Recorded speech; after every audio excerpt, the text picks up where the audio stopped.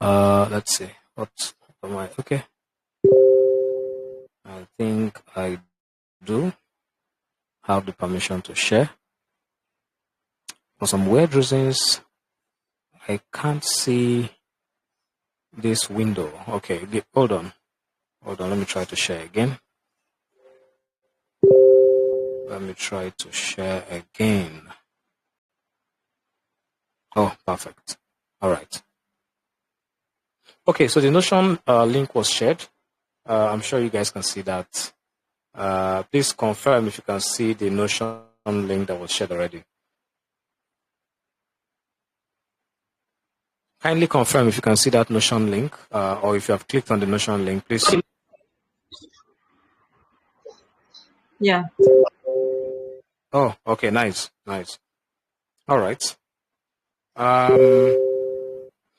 Okay, so I think Amaka, we can pick it up from here, but I would love to give, I would love to, lay some foundation on what we're going to be looking at today, right?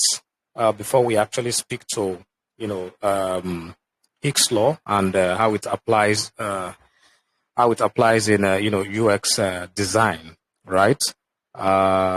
Yeah, just give me a second. Just trying to be sure that I am recording. I don't think I'm recording. Amaka, can you help me out with that, please? I'm recording at the moment. Oh, you're recording already? Yes. All right. Okay. So before I start, I'm sure a lot of people might be, wondering. For those of you that are not, UI UX designers, I can see some names. I know that some of you are not really UI UX designers. Maybe some of you actually want to understand some of the details, that goes into UX, right, and UI design. Yeah, so let me just speak to the benefit of these things before we actually start speaking to this specific topic. If you can see right here, we have like a couple of mobile app screens, right? And of course, you must have seen we have a lot of websites where you can get sample user interface templates, right? You're using Android or iOS applications. You've seen a lot of mobile applications. I'm just going to make this, pretty straightforward. Where does UX actually apply, right? UX stands for user experience. Okay, for those of you that don't know, UX stands for user experience. Sometimes you tend to also see something like CX, right? Just to put some clarity on that. CX means customer experience, but when it comes to the field of design, the field of design in terms of designing applications that users get to communicate with, users get to use, right? And when I say applications, I'm not just referring to mobile apps or web apps. It can be applications that are running, on your TV, on your, refrigerator, on smart devices, basically, right? UX applies in all this space, right?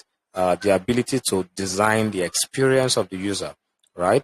So many things come into play here, right? Familiarity, trying to ensure that the users can use these applications smoothly, right? And, get the best experience, possible. Okay. So that is basically where UX comes in. So if you're a UI designer, you've not really considered the aspect of, looking into things like familiarity, looking into things like, usability, ease of, access, right? Accessibility. These are some of the things you need to learn to look into from today, right? And there are so many rules that actually come into play. For today's session, we're going to be looking at Hicks law. So let me allow Amaka just give a quick intro before I jump in to also show a couple of practical examples on how we apply this. Myself, Amaka, and a bunch of designers and engineers that work with us. Okay, so we're going to be speaking from our experience, and of course, if you have additions, please, we would love to hear them. You can drop them in the chat. You can let us know, and we'll ask you to speak. We want this session to be as interactive as possible, hence why we decided to go with Telegram for this session. Okay? All right, Amaka. Thank you. You can start. All right. Thank you so much, Mav. So, guys, welcome once again to this session. Not to waste so much time, we'll go into detail about this particular session. Now, basically, we're talking about heat law and how it relates to our everyday life. For this session, we have a couple of things we'll go through, starting from we're going to go through the first one, detailed explanation on Higgs law. So we're talking about what Higgs law is really all about. We're also going into a real world analogy and how this is going to work and how we can put Higgs law to use for this particular session. Also, we're showing you practical examples because we're not just here to talk about Higgs law. We're also here to talk about how it's applied and products you get to see Higgs law in our everyday life. Moving forward, would also be discussing about the advantages and disadvantage because to everything that has an advantages and there's always a disadvantage, but at the same time, we just have to state this out and clearly point it out so you understand the real world examples and how it works. From there, we'll go on to tell you about best practices because there's nothing like learning about a particular law and not understanding how to put it or how to use it. Because as long as there's something, it's one thing to know something theoretically, then it's another thing to put it into use. And that's what we're also going to be doing in this session. Then we're going to go a step further by talking about laws that go hand in hand with Higgs law, more like familiar laws or related laws that you can work with while putting Higgs law to use. Then after that, you can go ahead to ask your question and all of that. Just like Marv said, this session is meant to be very interactive, and that's why we put it here on Telegram. And basically, that's what we want to do tonight. So, like we always say, there's no wrong answer and there's no wrong question. Just go ahead and ask your questions as you deem fit. So, are you here? Yeah, I can hear you. I can hear you. So that part is All very right. important. Do well to ask the questions as we, progress through the outline, right? We basically detailed this outline here so you can follow through.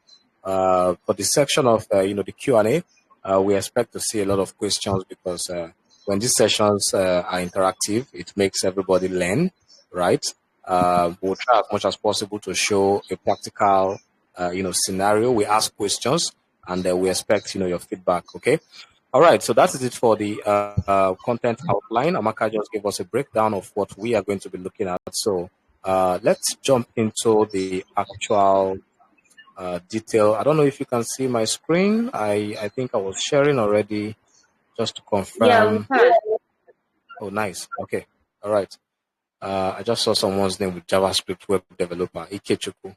Welcome, right? This is also very important, to you. So at least when you hear the designers or the UX folks say things like this, it's good to, be able to contribute. Okay.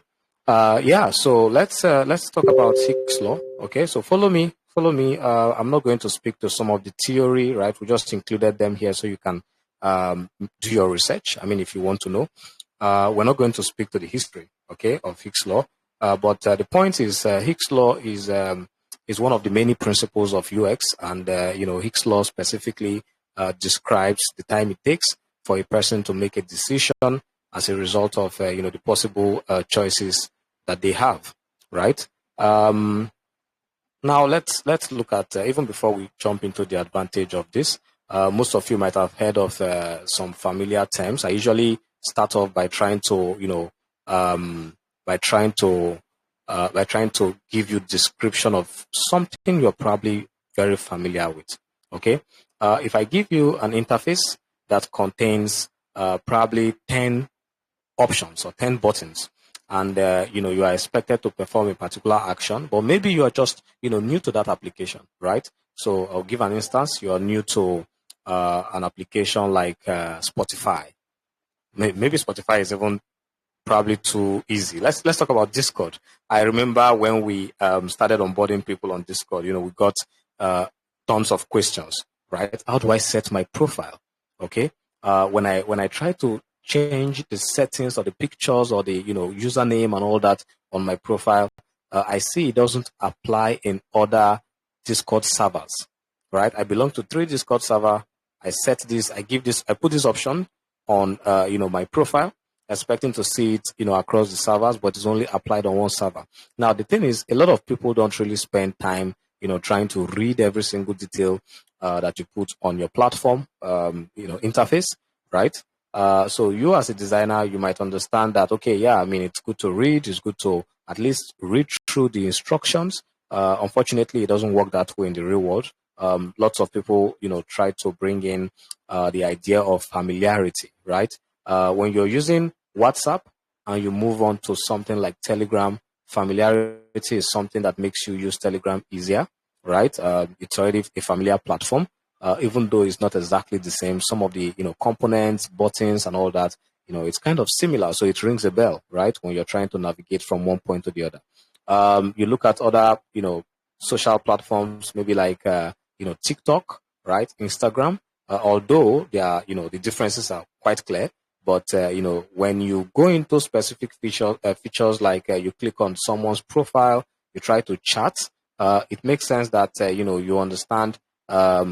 You understand that when I click on this person's picture, it takes me to a chat interface, right? When I click on the shape there, the input field there, I can drop a message. When I click on the send button, which basically looks like I think I might have an example. So give me a second. Let me show you an example. If we go to mobbing, I mean, we'd come back to discuss the advantages. So I just want to make sure we set the foundation here for you guys to understand what this law is actually trying to explain. So just hold on a second. Let's see if I search for Telegram or maybe Instagram chats.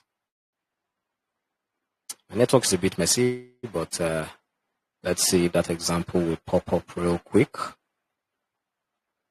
Okay, so that might take some time. This website is quite heavy. Okay, let's try again. Instagram. Okay, Instagram chats.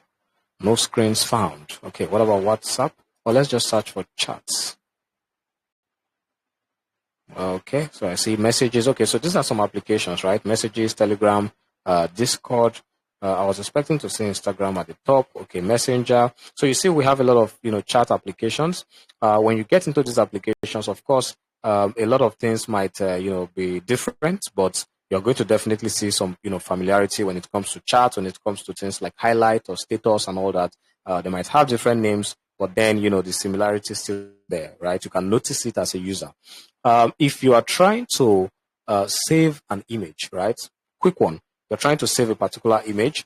You open that website. Okay, so pardon me. I usually love to, do some visuals at least. Even though this is not like low fidelity or high fidelity that you expect. Okay, so just a quick one here. You open a particular highlight or status on one of these applications, and you are trying to save that image, right, or save that video. Okay, if the application supports that or if the platform supports that. All right. Now the thing here is you basically see a button, right? This is what we see most times on some of these applications, right? So you get to see a button, and maybe that button carries a particular option. It can be, a dot or something, right? Maybe 3 dots. And, something tells you that on this dot or this list of items, this can contain maybe some settings, right? You click on that and, you are given some additional options, okay?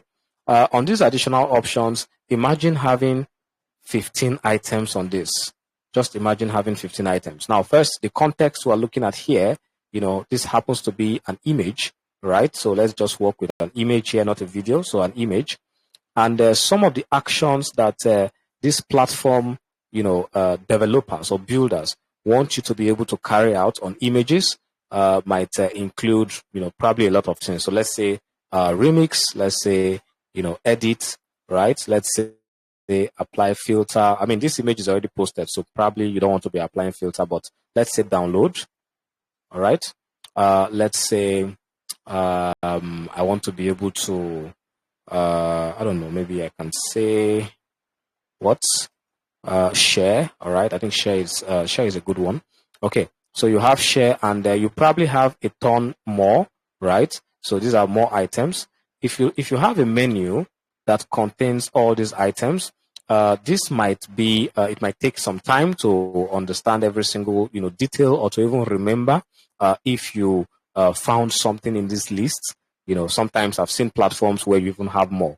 If any of you have worked with enterprise grade applications before, you see you have applications even in Microsoft Suite, right? You have some menu that contains over 20 items, right? 25 items. Yeah, so I mean, it depends on the environment you are building for. If you are building for enterprise, maybe it's something that you will not consider a big deal, but it's also good to apply some of these principles so you improve the experience of the users on that platform. So imagine having 10 items. I'm just going to duplicate this, right? Even though most of them are like basically the same thing. Okay, so I'm just going to duplicate this. Imagine having 10 items sitting in one single menu. So let's just have a duplicate like this. All right, hold on a bit. Can I extend this? Yes, I can. All right. Okay, so you have 10 items or more sitting in a single menu, right? Now, compare this to when you have categories, right? And I'm sure most of you have applied categories before in your design. So you have categories, and maybe the first category you have is, probably share, right? Or probably I'll just call this something else. So let's say we have settings, right? Or something else. Probably not settings. I didn't think of this, but I'm sure we can. Yeah, we can have something right here on the call. So then we probably have share, maybe like a button. Sometimes you see an icon, you see a share icon, right? Maybe we can also have an example that says, okay, maybe share to WhatsApp right here. Share to WhatsApp, share to Instagram, right? Share to Insta, and or Snapchat, and also other share options. But right here, you just have share, and when someone clicks on this share, you can then give them the categories, right? So where you have WhatsApp, you have Snap or Snapchat, and you have the other social platforms here, right? Being able to categorize this, I mean, it's basically improves. This will definitely improve the experience of whoever is using this, knowing very well that when I click on share, I get to see all the platforms I can share with, right? Simple categorization, but then I am less overwhelmed when I open the first, when I click on the first button here, right? So looking at what I can do when I click on this, I probably have, less items instead. So maybe you have like, option 1. Let's just categorize them as options. So you have option 1, right? You have option 2, and you probably have option 3. Okay. Okay. So yeah. So basically you are now applying, categorization here. And when I click on maybe option 1, I get to see, a list. I get to see a list that shows the details of option 1. Now, the point here is this is overwhelming, right? A lot of users will, find this, a lot of people would definitely find this, confusing, trying to read through every single detail, right? Because, of course, when you have more lengthy items, you're making it, difficult for people to make decisions, trying to read through everything, to remember everything here, to understand, where to click on, right? Someone might mistakenly click on something else if they want to click on share to WhatsApp because of the lengthy, list that you have. And of course, you're also trying your best to fit in a lot of things, on a screen size. Imagine if the screen size is not, if it's not a tablet, right? You're not trying to force yourself to make things work here. This is the reason why you see a lot of platforms get to use options, right? So you click on this option, it shows a set of detail. If you click on the other option, it shows another set of details, right? So if you click on option 2, you see a different set of items. Okay, so the point is, this is basically, what Hicks law is trying to, make us, do when working on designs, right? When trying to improve that experience. So these are some of the advantages, right? Improved usability. So by limiting the choices, users can make decisions more quickly, improving the overall experience, right? Although, back to this, if you look at this, you have a lot of things here. The users actually want to perform one of these actions. But then when you are able to break this down into bits, it's easier for the users to feel less overwhelmed, right? So that overwhelming feeling, would definitely make you come up with that assumption in your head. I mean, this is psychology, right? So you have that assumption in your head that this is too difficult. Trust me, this is one of the things that people complain about, Discord, when they get to use Discord for the first time. They're like, oh, I just have a lot of things. I'm just seeing a lot of things here. I don't even know what to click on, right? You're probably seeing, the list of members on the server. You're seeing different channels, lots and lots of channels that you did not even, opt in for, right? You see all the channels because you are now on the server. So if you have 50 channels, you get to see the 50 channels, people having different conversations. You don't even know where to start from, right? Of course, they added, a bunch of visual cues that can tell you, you can start from here, you can start from there, but it's still not helping because, we just have a lot of things happening on the screen. Okay. This is something that you really need to keep in mind. So, of course, improved usability, all right, efficiency. So reducing decision time can make tasks faster and more efficient, and reduce the cognitive load. Now, these are the advantages. I usually speak to this a lot, right?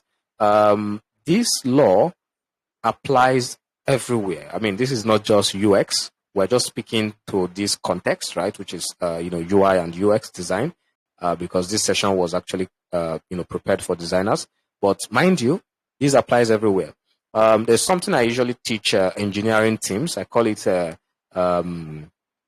topologies, right? So trying to structure teams and make them understand the exact amount of load that they can fit into their brain on single projects, right? So when I say make them understand, I'm not trying to tell them what fits into their head. I'm trying to make them understand the limits, which is their own limit. All right. When you try to master a lot of things, when you try to forcefully remember some things because it's too much for you, it's definitely going to be a burden, and it's going to definitely make things difficult for you to assimilate, right? Going forward. Okay. You have gotten to that point where you've reached what we would call the critical marks at this point. So users get to a point using your application, they feel overwhelmed, and you are still feeding them with a lot of information. They don't know what to do. They don't know what next to click on. They don't know how next to proceed, right? If they're trying to tackle a particular, action, they're trying to perform a particular action, that becomes a problem, and most times they just drop off. Okay, so it happens when it comes to that, experience that users are getting on the application. It happens for developers, right? Using or trying to build an application. It happens to product managers, trying to, understand lots and lots of details and choices that have been presented to them. They don't know what choice to go with because it's just too much. Even in marketing, right? This also applies, but, of course, tilted to a different, you kind of look at it from, a different view, right? The Hicks law itself is looking at users making decision. In marketing, you hear them mention something called anchoring, which is a bit similar to Hicks law. The major difference here is that the marketers or the business or the team is trying to tilt the user into they are pointing the user into making a particular decision that they want the users to make. So yeah, I mean, it's kind of having a way to create categories, and then make the users choose what you want. But at the end of the day, we are still speaking to categorization, right? So just try to keep that in mind. Okay. So Hicks law is not anchoring. I'm saying this because someone asked the other day. Hicks law is not anchoring. Hicks law is basically you trying to create that categorization for the user's benefit. Okay, so it will be easier for them, right? It will give them that improved usability, that efficiency, and cognitive load on the choices to make. Okay, all right. So I hope that makes sense. If you have any questions based on this, I think we can start dropping those questions in the chat. Okay, so let's drop questions in the chat. How many of you do I have on this call? Let's see. Probably I think more than 10. Okay, so drop those questions in the chat while we proceed.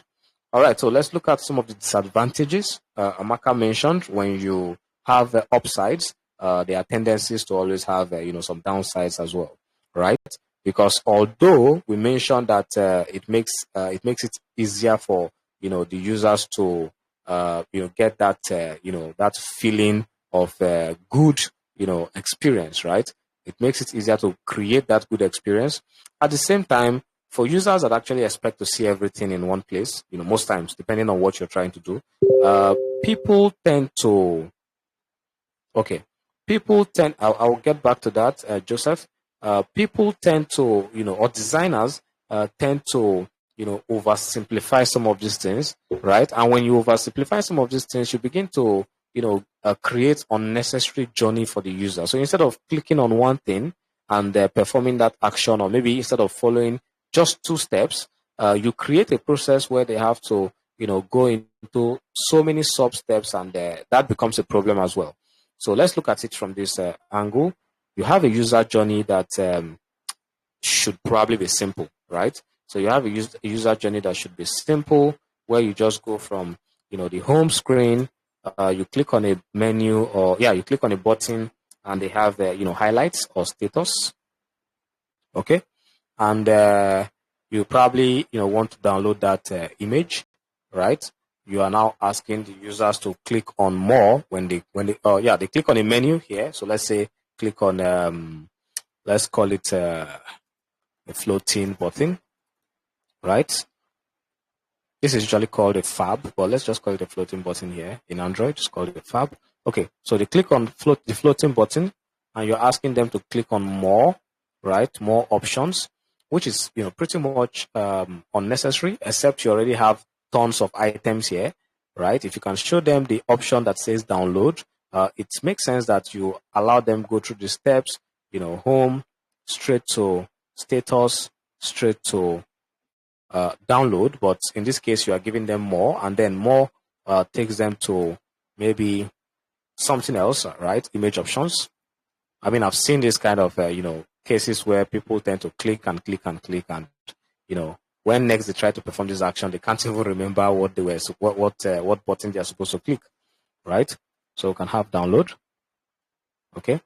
Some people go as far as even breaking this down, asking you download in HD, or download in this, or download in that, which is good, right? I think what you can do is just take a look at this now. You want to download, and when you click on download, I give you a pop-up, right? Asking you to either download in maybe HD, right? Or 720, or maybe 1080p and stuff, right? If you think about this, it makes sense to, give them these options so that they can decide based on the data consumption and stuff, right?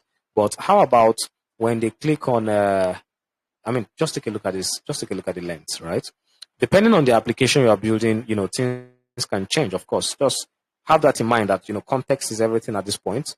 But imagine having home to status, then maybe, you click on that floating button with the 3 dots there, kind of like a menu, right? And right there on the menu, you probably take these 2 off, and we just have the download, okay? And then when they click on download, what I've seen some apps do is they allow you download based on the network strength you have. I think that is a bit, taking off the ability for the users to make a decision on what they want. I mean, they might have a poor network, but they still want to go for 1080p, right? But instead of showing them all these, like this, if you have that image options, for example, you can literally have, download 1080p, just like this.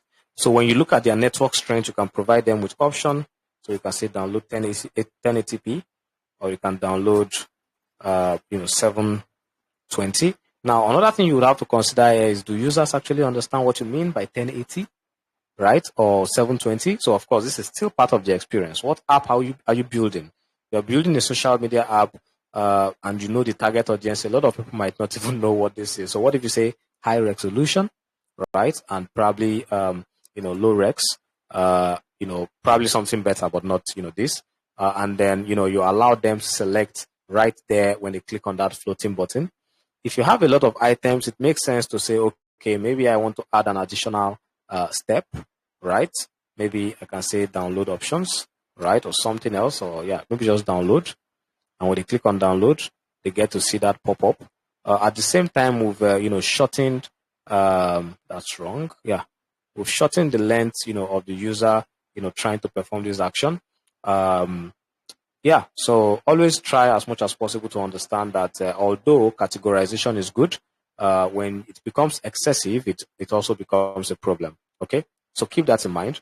Then we also have user frustration, which of course, when you have oversimplification and you have tons and tons and tons of steps, it leads to frustration, of course. When they can't really find what they need, or they are, limited options, and they probably don't understand, what to click on because it is just too limited.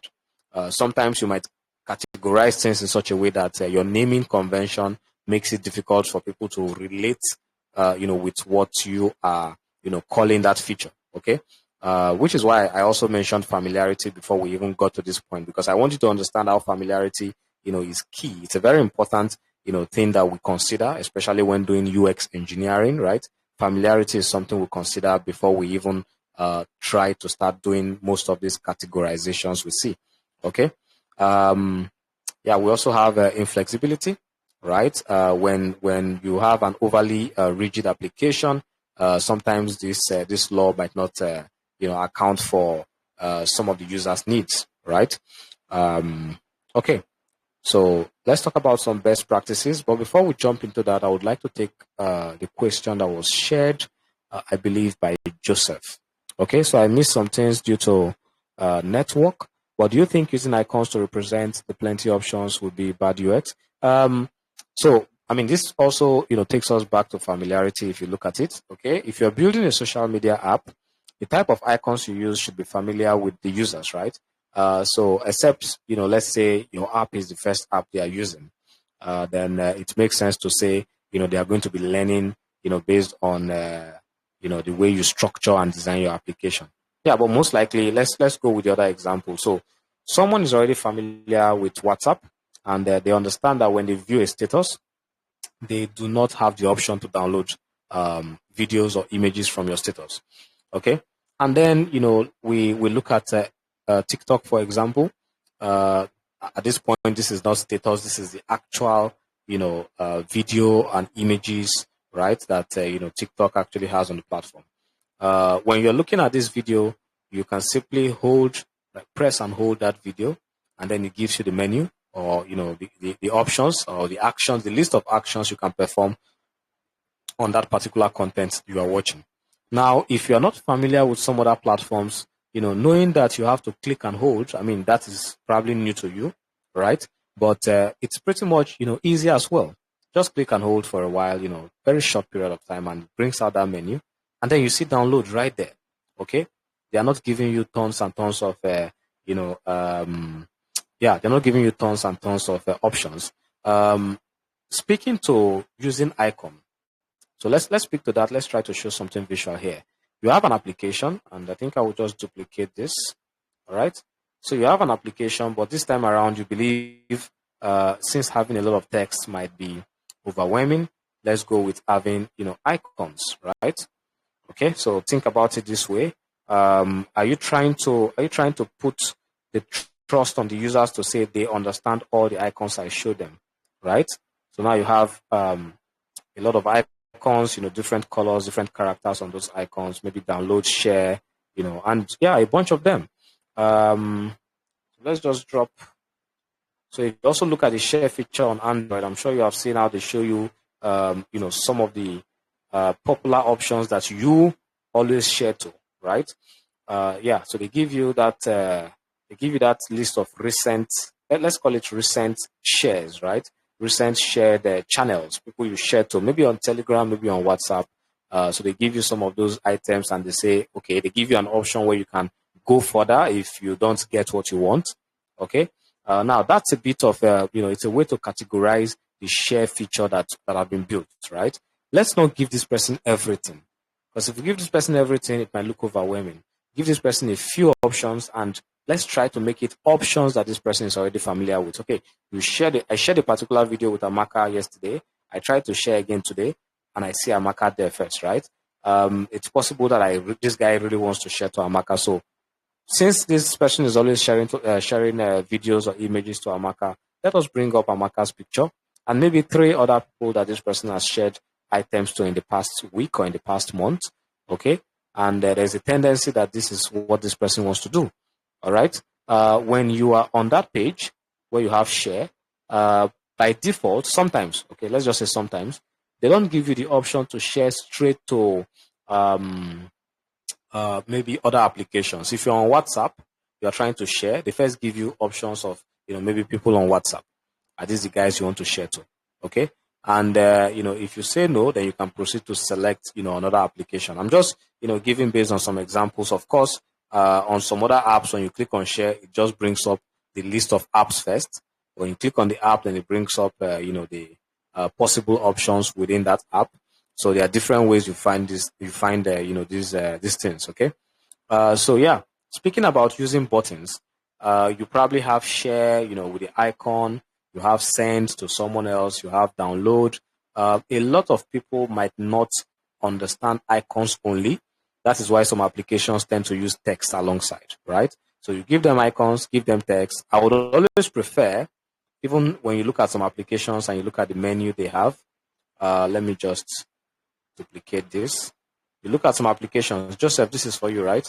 You look at some applications and you look at their menu, you see some guys will just put like the home icon, maybe some other icon here, right? And then maybe the third icon.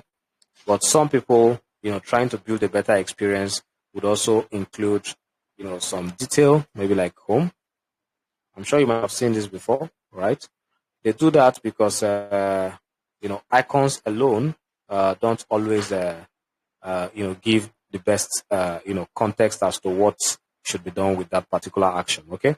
So you have home, you have maybe, I don't know, maybe, now this is not going to be menu, obviously, right? So let's just assume that this is home, this is shop, right? Or this is cat.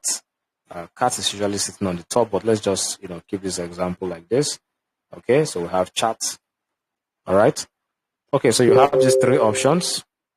You have these 3 options right here. And, let's call this menu just for this example. Okay, so you have cat, you have home, and then you have menu.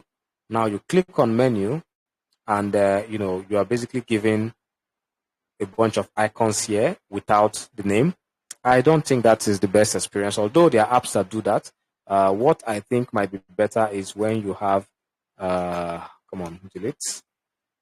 Okay, so cut and paste. Okay, where you have the icon, and then you also have, the text alongside. Okay. Now, please remember that it depends on where you find yourself, who you are building for, right? Always remember that context applies in most of these things. If you are building a simple application for, a department in a company, they are probably already familiar with the icons, right? So you might be saying, icons would work without the name, right? Or without the description here. If you're building a commercial application, you don't want to make those type of assumptions, right? And even if you make those type of assumptions, you also need to understand that, the target users you're looking at, you need to understand if they are familiar with what you are trying to do. Probably you're trying to save space, or you're trying to, limit items, right? I've seen apps where they just put options like this, and I'm sure you have seen apps like that too, right? So it just show you maybe 3 options like this in that, in that pop-up. I'm sure you have seen things like this too. So try to understand that it depends on who you are targeting, right? It depends on who you're targeting, and it also depends on if they will understand what you're trying to do. So this is where UX, research and interviews come in, right? Just to figure out if, some of the users during the interview session understands this. Yeah. All right. So let's proceed. I hope I answered your question. If you have more questions, feel free to share in the chat. So speaking of the best practices for applying Hicks law, so we said, categorize and group options. So grouping related options can make choices more manageable without overwhelming the user, right? We mentioned prioritizing the choice. So yeah, this is very important as well.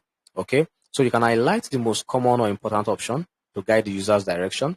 All right. If they are trying to download you can always highlight to tell them that, oh, you want to download, I believe you might want to download, maybe the option for 1080p because that is clearer. Some guys don't understand what you mean by 1080p or 720.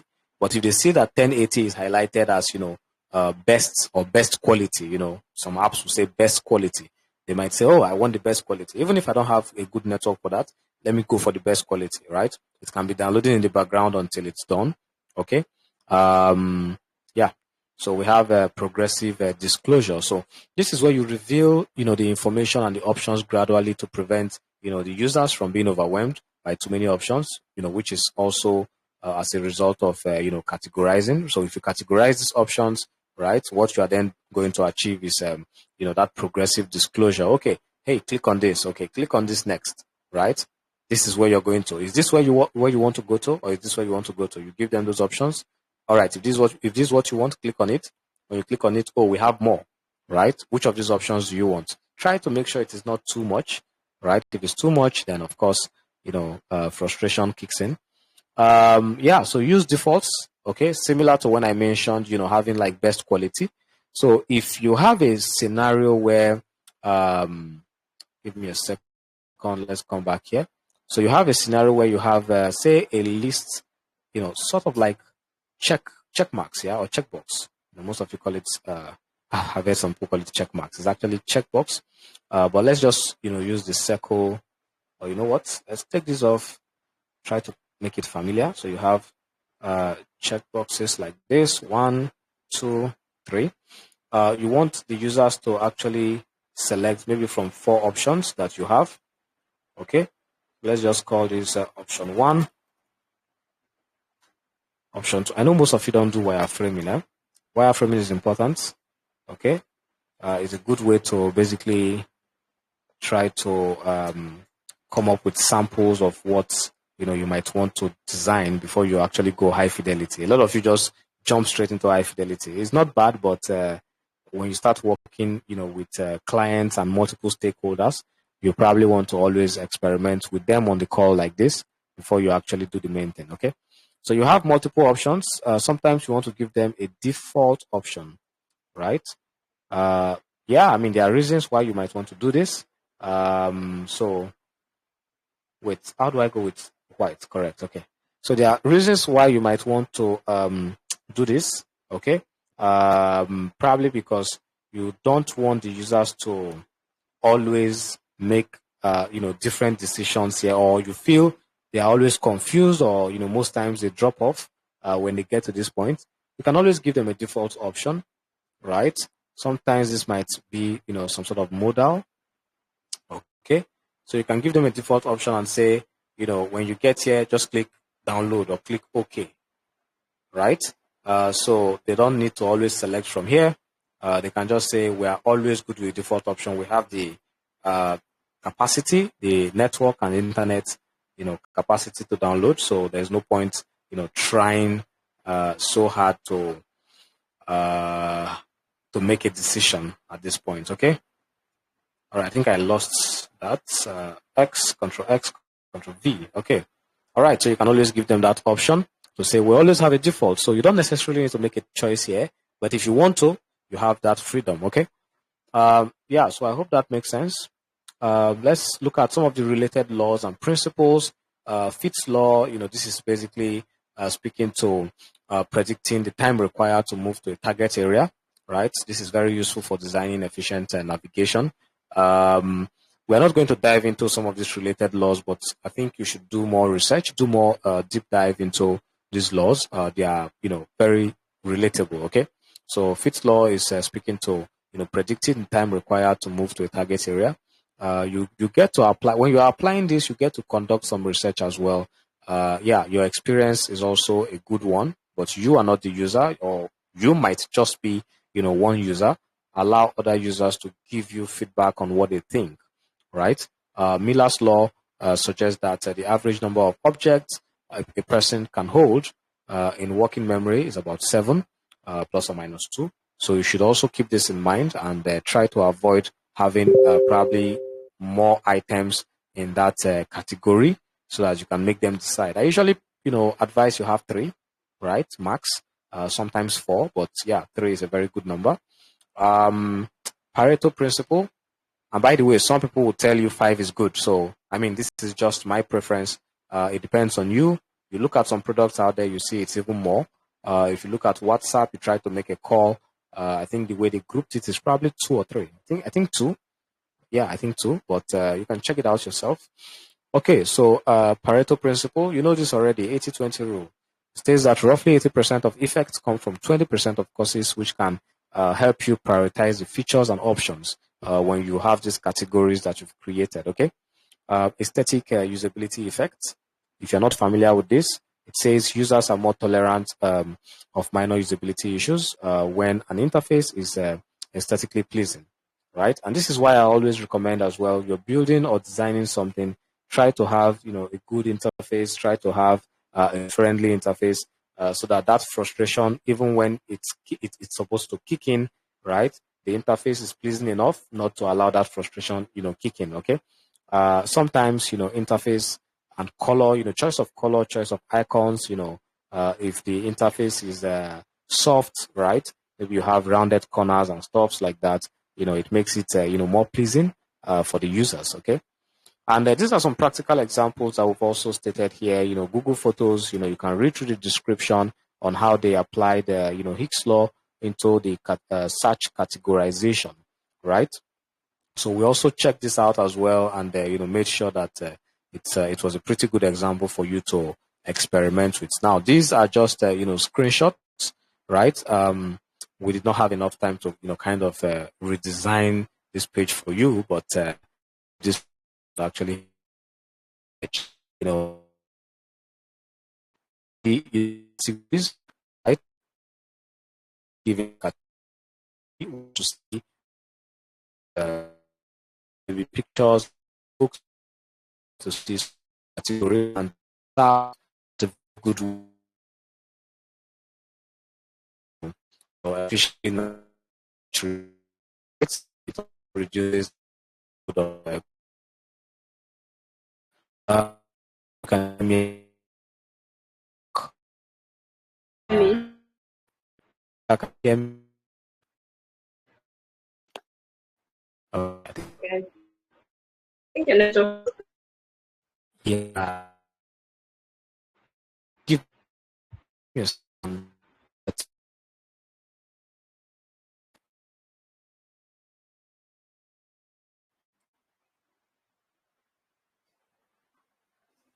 Hello, is it better? Kindly confirm if it's better or it's just the same thing, Amaka. I think it's better now. Oh, okay. Okay. All right. Please let me know in the chat if you can hear me. All right. I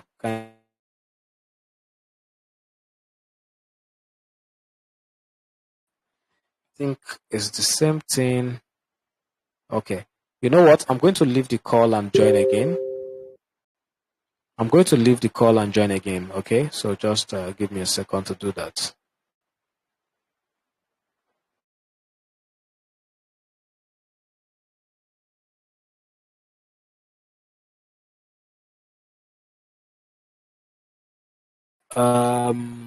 Yeah, apologies for that. I think my network was a bit, messy. Still a bit messy. I think so. So I'll just share again. No. I think for Joseph, my network might be bad, but then your own network is contributing to your experience. So, all right. I don't think Joseph is even still on the call. I think he left already. Yeah. So, can't hear Mr. Marv. Still, Fatima, can you hear me? Fatima, Biggs, Christophobi, can you hear me? James, can you hear me? Kindly confirm in the chat if you can hear me.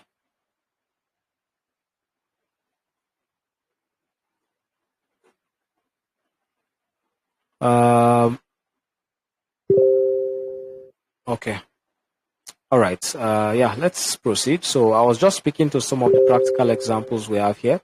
The Spotify application, right? The categorization options that they have as well, categorizing your favorite artist musics into or podcasts, into playlists, genres and moods. I mean, primarily musics for this example. And the way they prioritize the popular and recommended playlists, right? So you don't really have to always search. Sometimes you don't even know the music you're looking for, but when you see recommended playlists, you probably want to check it out. Recently, they have the Spotify DJ as well, I guess, where you can simply click on it and it gives you some music options. Okay, so yeah, you can check out some of these examples. You get to see some of my favorite, artists and musics, and you get to also see some of the podcasts I'm always, listening to. So yeah, I think this screenshot was taken from this screenshot was taken from my profile, so you can check it out. See those categorization, all music, podcasts, right?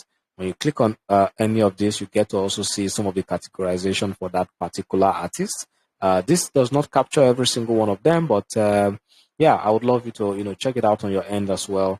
Google Maps is also doing the same thing, right? When it comes to the navigation and places, okay. So they help simplify the decision making through that progressive disclosure that we discussed earlier. So it will initially show you options like search, direction, and saved places, right? And then as you engage on, using some of these features, it begins to give you more specific choices like, okay, what is your transport mode? What are the routes?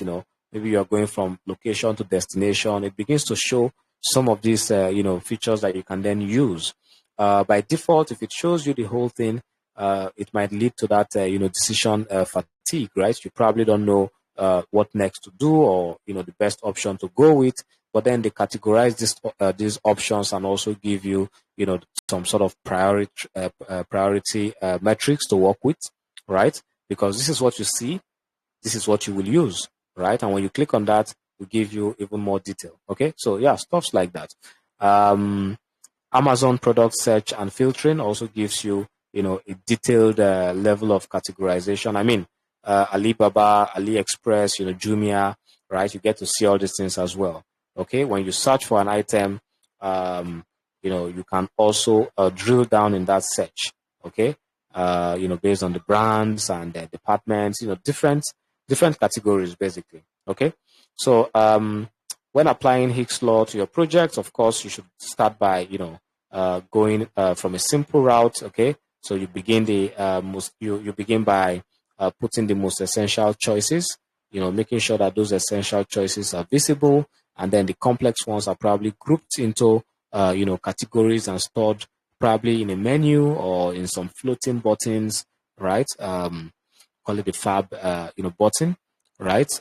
Or you probably put them in you can probably just put them into, if you have three menus, you can put them into one of them, right?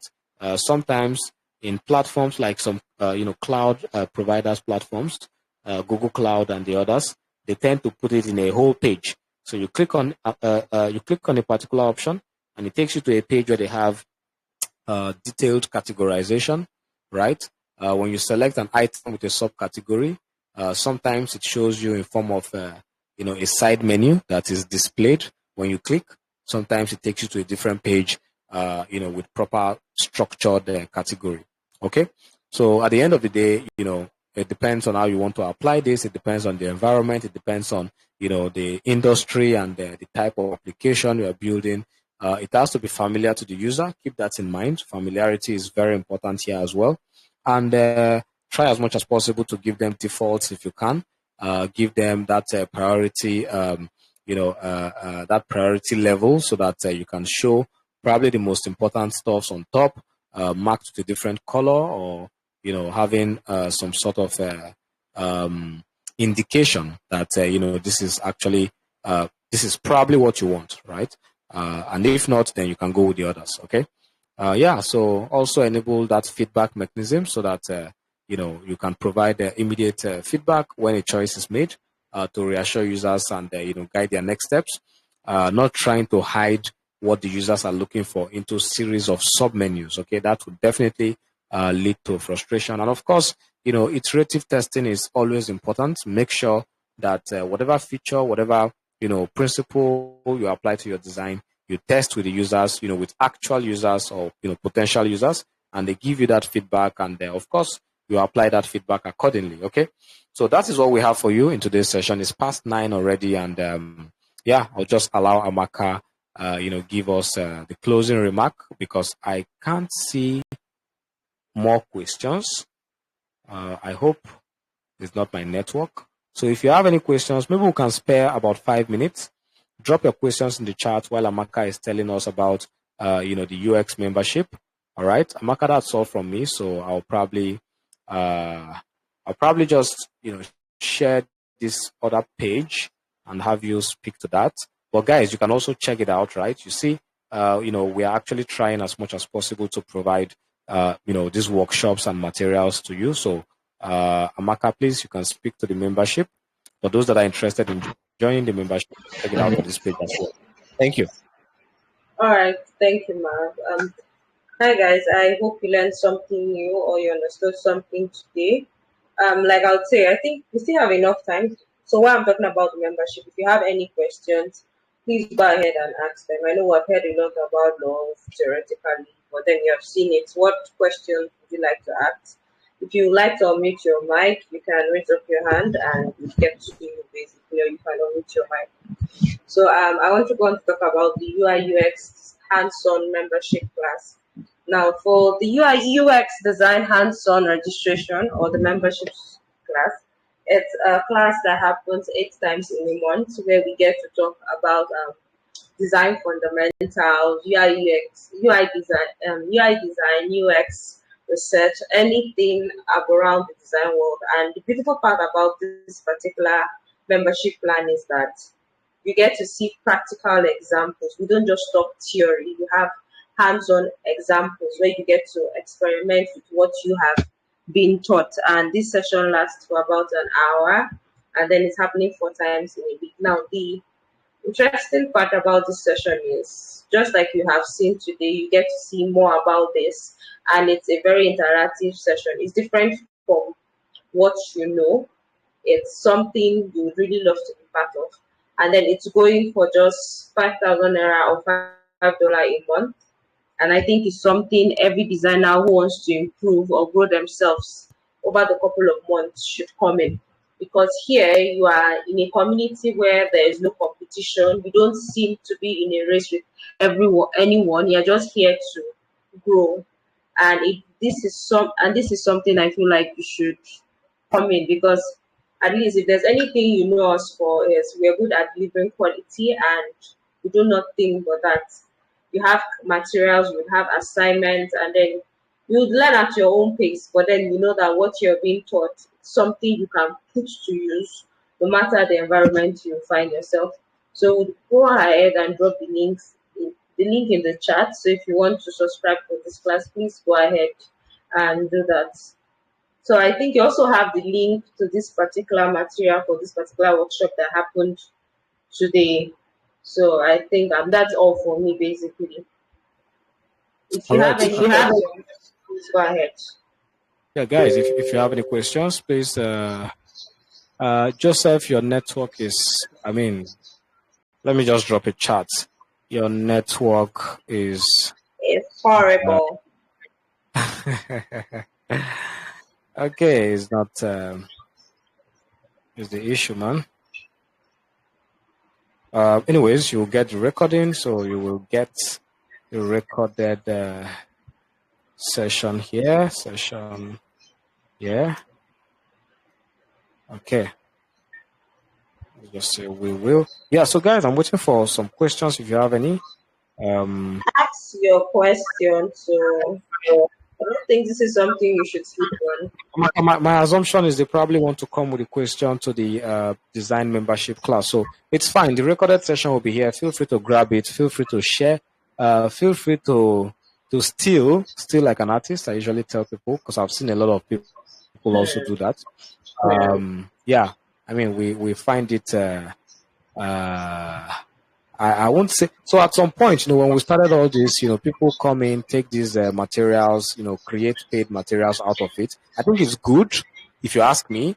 with the fact that it shows the quality that goes into this session. So please do well, to reuse and share these materials as much as you can, if you want to, right?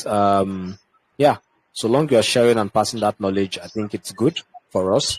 But based on what Amaka just described, when we jump into these hands-on workshops, we're looking at practicing with a lot of tools. I love tools. I love playing around with these tools. From Figma, from Figma to Sketch. For those of you that use Sketch, we also jump into trying to show you how to do these designs, hands-on, and the process of designing, the process of researching. We are really going to be, going in big on the UX engineering bits, right? From design documentation, systems thinking. I've mentioned this before. If you simply go through the material that we have, when you click on the UI UX member, and you follow this link, or you just wait for the page to even load up here. My network is also sort of messy, probably not as bad as Joseph's one, but yeah, it's not so good either. So for now, I think the network has been like that since morning. Even some of the guys I work with in the bank also complained about it. So yeah, take a look at this. You see principles of design, color theory, typography, user research, wireframing and prototyping, usability testing, interaction design, accessibility, information architecture, the user journey mapping, user experience strategy. Now, this is something that, they probably don't teach you enough, because, of course, you're not building something real. So you don't tend to understand what it means to actually strategize. Strategy, comes in when you work on something hands-on, right? You're building a mobile application to do A, to do B.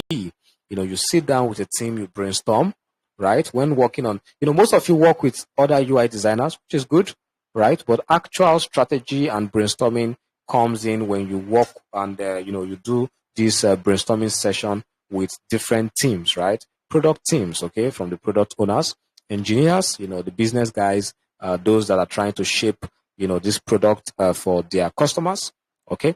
Most of you have not gotten this experience from anywhere, and this is what you get to learn on this hands-on series, because we are going to be doing this, okay? Try to look at the ethical consideration of your designs.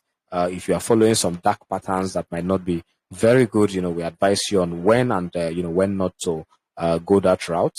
Understanding agile and lean UX writing, UX, thinking, design thinking, basically. So we are going to be doing some of these things: data-driven design, design gamification, and UI UX systems thinking. Okay, this is very important, even though it sits at the bottom here. This is very important because you probably don't get to learn systems thinking. I've worked with a lot of designers, and I keep asking these questions. If you are asked today to design a system, probably for a hospital facility to solve this problem, most of you tend to think about how the design should look, and you don't really understand how to go about the functionality, right? How should we design this function? How do we design this particular feature? How should this work, right? How do we tend to map out a design that is able to connect to the user story we are giving? We are told, as a doctor, I want to be able to do A, B, and C. And then, you don't just go through, the process of thinking about designing the interface, right? But then you are also looking at going through the process of designing the experience, right, that it gets, from using whatever interface is presented to them. So, yeah, we're going to be looking at the system thinking angle of UX, and, basically look at how what we design from the UX and UI bits, interconnects with other, parts of the system, or even external systems. Okay. I was on a call with two designers from the bank the other day, explaining how to, translate API definitions from the backend engineers into actual designs, even without, being, or without understanding APIs in detail. But then, you learn how to work with the specification, translate it into design, and make sure that, you interact with the developers, or the, probably the users, okay, or the proposed users, right? You get to work with them to understand how this should, fit into their workflow. Okay, so yeah, it's not always about looking at existing designs or trying to gather inspiration. Some of you always go to Dribble. I can't remember the last time I worked with Dribble. I can't remember the last time I saw Amaka using Dribble to define the scope of what should be designed or describe what should be designed. Sometimes you just have to describe, the solution, write it out, right? Design documentation.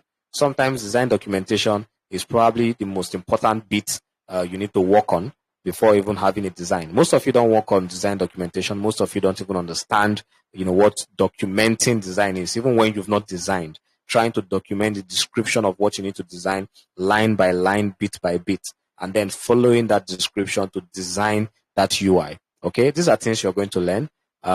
So if you're interested in joining, this series, these classes, do well to join in, and I'm sure you would find it fun. Do have a wonderful evening. I think that's Yeah. all.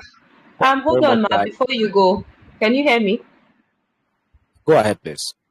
All right. So before we go, I would like to leave this word. I would like to say this. Now we have seen AI do a lot of things this year, and we have come off the stage where we say AI is going to take our jobs and all of that. I think if you're going to stay in this space, it's best to spend your money and upskill yourself because you have been a designer all this while. I think it's best practice that you pay to upskill yourself and learn. And then, like I would say, it's a safe space. You are not in any competition with anyone. You're just here to learn and grow. So I hope you join this membership class and all the best in your career. We'll have more sessions like this. So that's all for me tonight. Mav, if you have anything to say, please go ahead and say it. If not, it's safe for me to say have a lovely night, morning, or afternoon, wherever you're listening from. See you another time. Thanks, guys. Bye, everyone.